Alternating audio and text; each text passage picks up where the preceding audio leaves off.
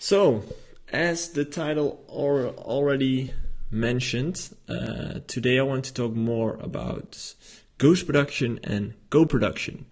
And mainly, I would like to get your opinion as well. So if you're watching right now and if you have an opinion on ghost production or co-production, or if you don't know what the difference is, let me start by explaining that. And while I'm doing that, if you have an opinion, please make sure to drop it in the comment section so we can talk about it later. Let's start off with explaining what the difference is between the two. So on one hand we have ghost production, and on the other hand we have co-production. Now what's the difference? The difference is that with co-production, you're actually, normally you're sitting next to someone else in the studio. So that means that maybe you can't finish the track on your own. You do have the skills to create something, but you can't finish it on your own, or you're getting stuck in a project and you need some help to finish it. And that's when you hire in someone else to sit next to you and actually help finishing the track. So you've created something yourself, but you need some help to finalize the track or to bring it to another level. That could be co-production. On the other hand, you have ghost production. In ghost production, when you have a ghost producer, as they might call it as well, it's something that happens a lot in the music industry. It's a ghost producer is someone that produces the song for you. So you don't have to do anything. You just go to a producer, you pick a track, you buy the track, and you release it under your own name. So the producer won't get mentioned. You don't get any credits in the title or whatever. You don't even know that someone else produced it. You can just buy it and release it yourself. So that's another way of releasing music and as an artist. So you don't even necessarily have to make music as an artist. You can just buy music and start releasing it. So that's the difference between the two. But I hope that was already clear to you. If it wasn't, let me know what you guys think of having a ghost producer. Is that a bad or a good thing? Or when is it a good thing, or when is it a bad thing? Because I noticed more and more people are, they have problems with ghost production or whatever, and I'm just wondering to see why, or maybe there's a reason for it. So if you have a reason for it, make sure to drop it in the comment section so I can start talking about it if you want to. For now, I have Bryn Jones, and he says, it can be great for DJs who don't have the production skills to launch their careers, but I think that artists should have some sort of input in the track. Of course, that's one opinion. As in, if you're an artist, you should have an input in the track, and I think there's a lot of producers out there who work that way. So they don't know how to make music. They haven't spent the time to learn music production, or maybe they're just not as good in it. But they do have great ideas, and that's most of the time that's the thing with like older DJs. They don't know how all the software works or how all the hardware works. So what they do is they have an idea and they are looking for someone that is capable to get the idea out of their mind into the computer, because that's what we producers do on a regular base, on a daily base. But that's not like a normal thing that happens all the time. Bryn says that he agrees that every artist should have any kind of input in the track. Yeah, it's an option. Zach says, what usually happens with the rights of something is ghost produced. Example, you sell a track for, let's say, $300 and it blows up. You have lost all the rights, yes. It's something that you can, it's negotiable. So every deal is different. You can make an agreement with a producer saying that you just pay the $300 and all the rights belong to you. That's an option. But you can also say like, okay, I want to pay $200, but you will keep 50% of the deal, or maybe 20% or 10%, whatever you agree with. I can actually Yeah, cool. I can actually add the comments to the live stream. Anyway, how do I... like this. Cool, perfect. Anyway, yeah, so like I said, it's really negotiable. Every deal is different. Every deal can be personalized. So if you're a big fan of just spending $300 and making sure all the rights are yours, that's the way to go. But if you would like to spend a bit less and spread more of the rights, of course, that's also possible. It's negotiable. Okay, next one from Cash. By the way, before I get into that, to everyone who's just checking in right now, we're talking about ghost production and co-production. In the beginning of this video, I subscribed what ghost production is and what co-production is and what the difference is. So if you're not sure, you can have a look back at this video later. Right now, if you have some questions about ghost production, or if you just want to say something about ghost production or co-production, put it in the comment section. I'll feature your answer in the live stream.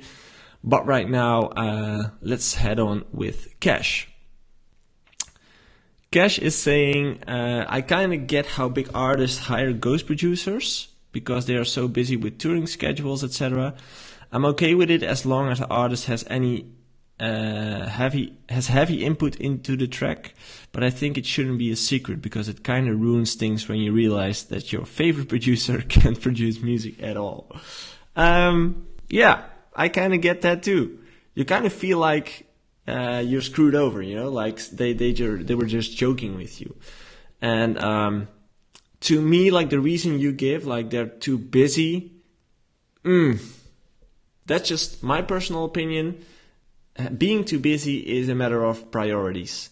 And if you've always made music, and if that music has brought you to a certain level which you're becoming too busy right now, if that's the case, music probably is your passion. So if you're too busy making music because you're touring, you should clear up your schedule and start making music. That's my opinion. But it could work differently for other people. Like if your big dream is to play a lot, I can imagine that like skipping the studio sessions out of your schedule is the first thing you do when you're too busy DJing. So yeah, having no time to me is a bit. It's more about priorities in my opinion than it is about not having time. But yeah, every artist needs to have like an input in the track. So it's more like co-production, or at least having some kind of idea about the track.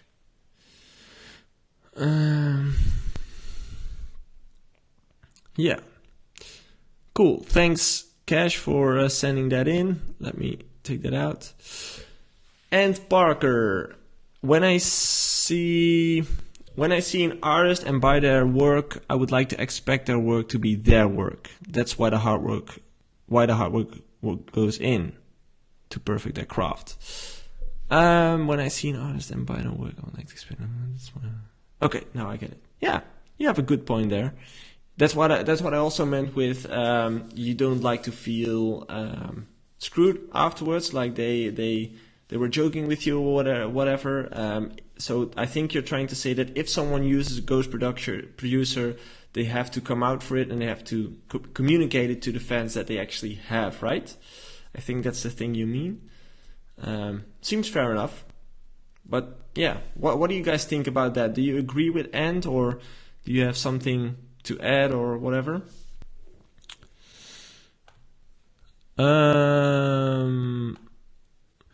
Lucas says, are big labels aware that their artists using are ghost produced? What do you think?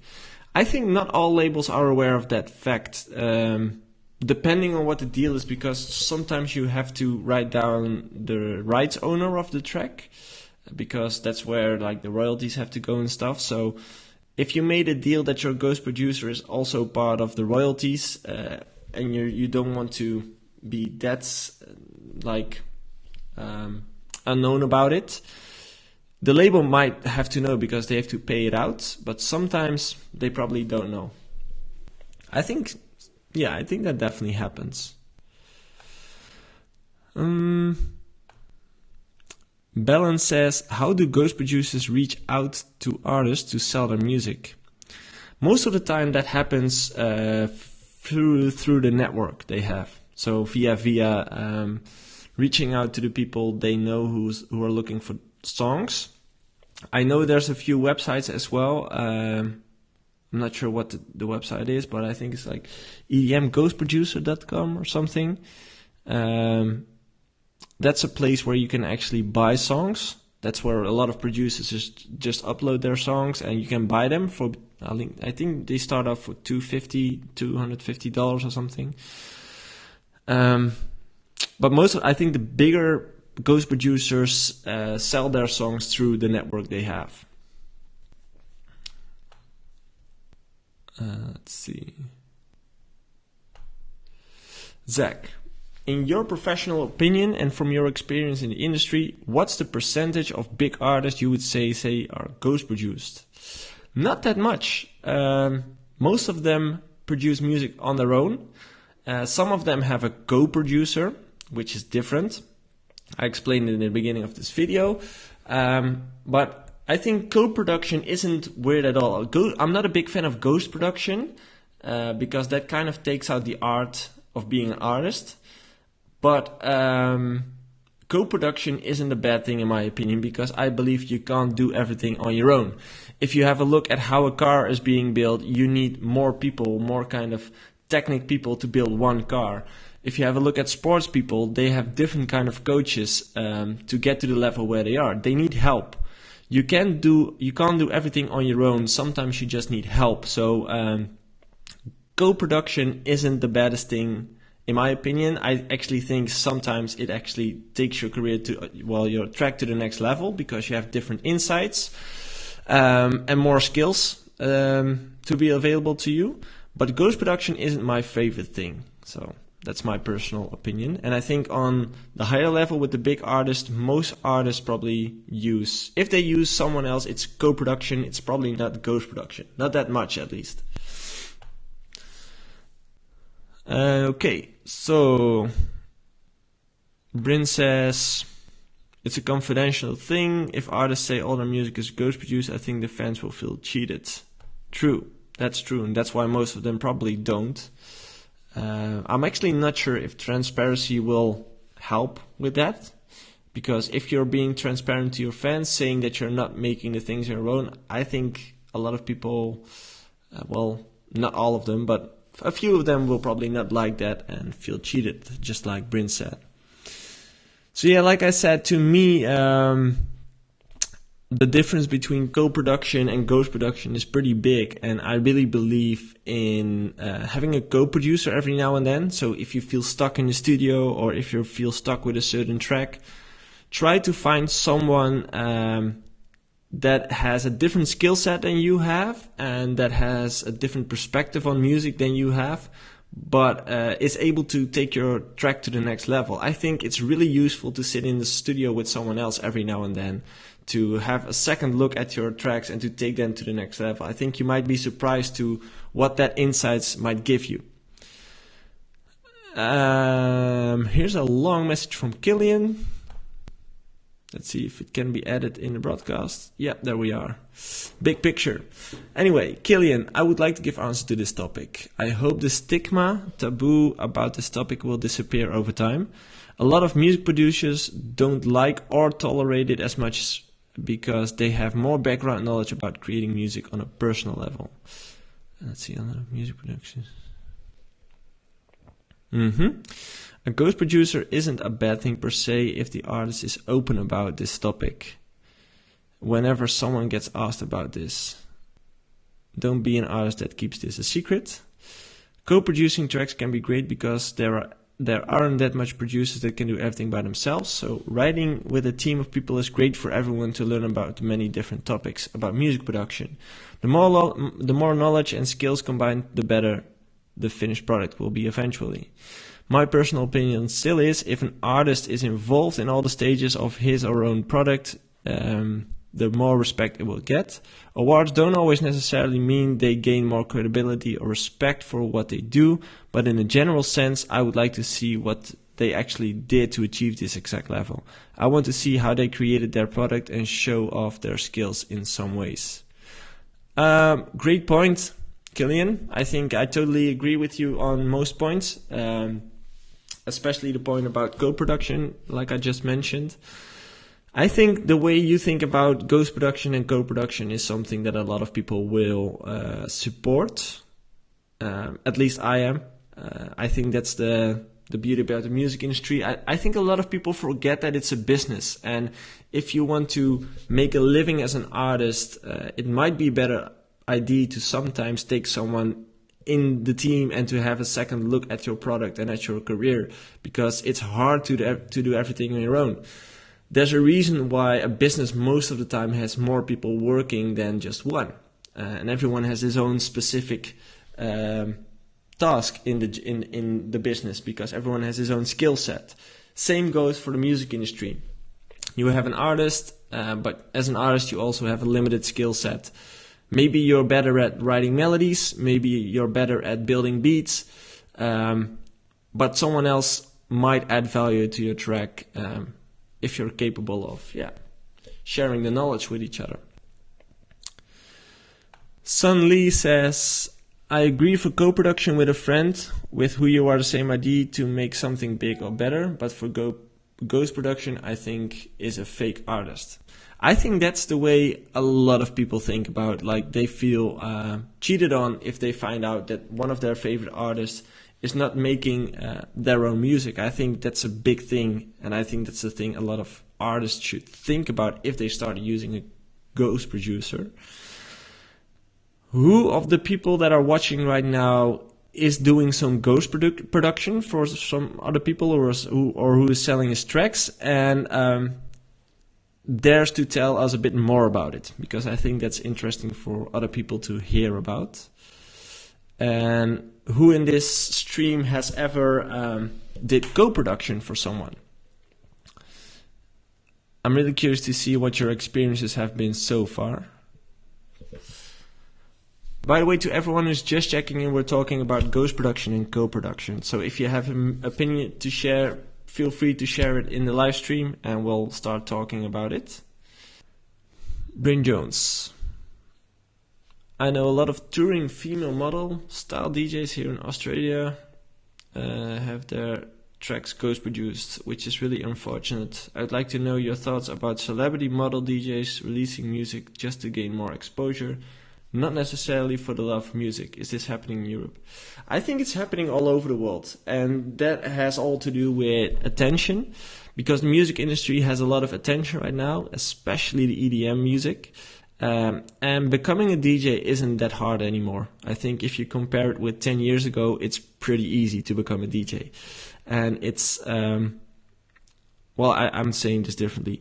It's not easy to become a DJ, it's easy to play records. Being a good DJ, in my opinion, is more than just playing records. It's just reading the crowd, knowing which track would work after which track, and it's about mixing all those things together into one big story. So it's not just playing records like a lot of people think it is.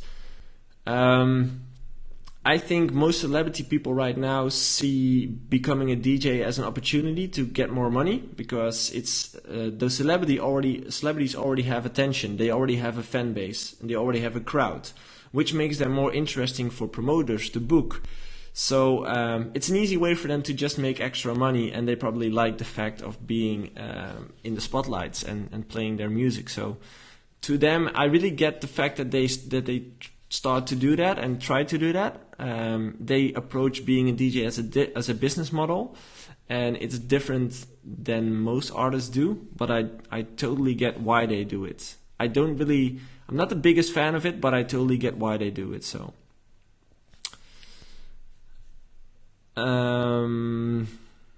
Lucas Fernandez.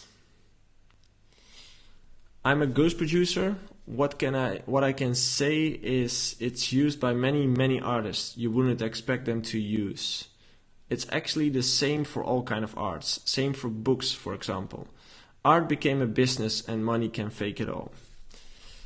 Yeah, true. And I think there's a reason why they call it the music business. And it's a business, and where business is being made, money is being made.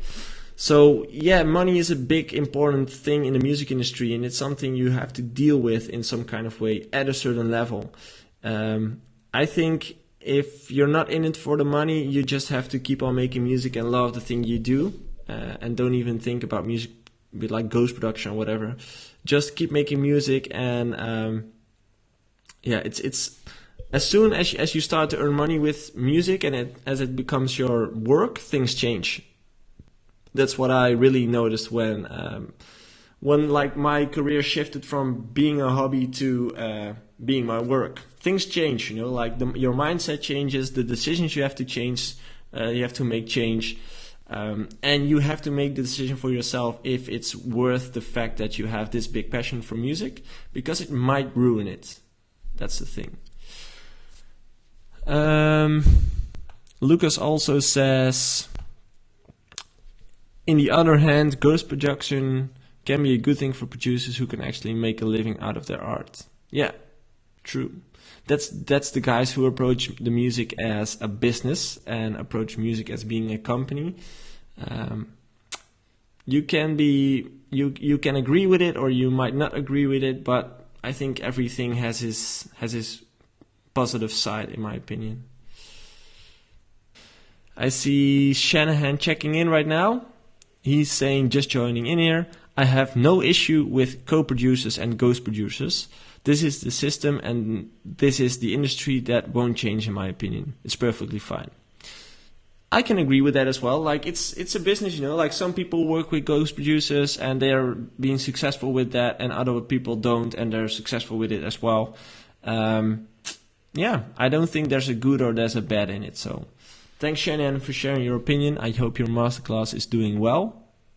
By the way, I'm a part of his masterclass, so if you're in it, be sure to check it.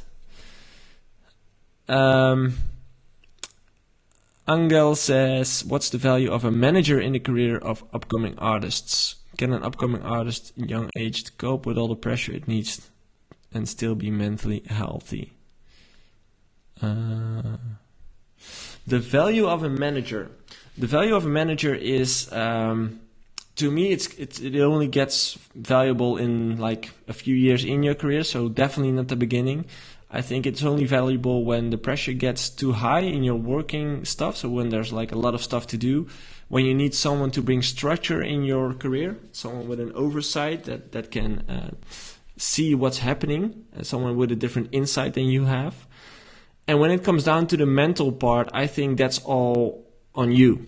As in, sure, you have a manager, sure, you have a booker, but regarding the mental part, you are the one in charge of that mental part. You are the one that's making the decisions to do more or to do less, and to say no or to say yes. And that's the thing you should remember always. No matter what happens, you are the one in charge of your own mental health. So if you feel something's going wrong, tell it to people and try to find out what's going wrong so you can change it, or so you can do something better. But it's definitely not the manager's part. Of course, he can keep an eye on you and check if you are doing well. And yes, that's his job. But I think in the end, the artist is the main responsible person for this. What's up, Ralph? Welcome. So like I said, to sum things up, I think ghost production is something that happens in the industry, and you like it or you don't like it. And I think a lot of people would appreciate it if artists will tell the fans that they use a ghost producer. I just don't think that's going to happen in the future. And oh, that was the cat. And for co-production, I think a lot of people underestimate the power of co-production, and you might try it. I would definitely suggest to try it every now and then, to just dive into the studio with someone else and to maybe split royalties or whatever, but just work on a track together, because I think you will be amazed about the power of working on a track together. Of course, you can also make it a collaboration if you want to, but it's not smart to release collaborations all the time. You should do solo tracks as well. So if you want to release a solo track, but you still need someone to work on that track, to have a different skill set or whatever, try to find someone that adds value to that project. And I think you will be amazed by what it can do with the level of your tracks. So guys, thanks for now. For those who are checking right now, I recently launched a Mastermind Training. If you're interested, it's a 6-month training for artists. It's on my website. It's artistcoaching.nl. So if you're interested, check it out. I will be back pretty soon with a new live stream. And thanks for following me on all the social pages. I will see you. Oh, the cat's afraid, I think. I will see you guys next week. Bye.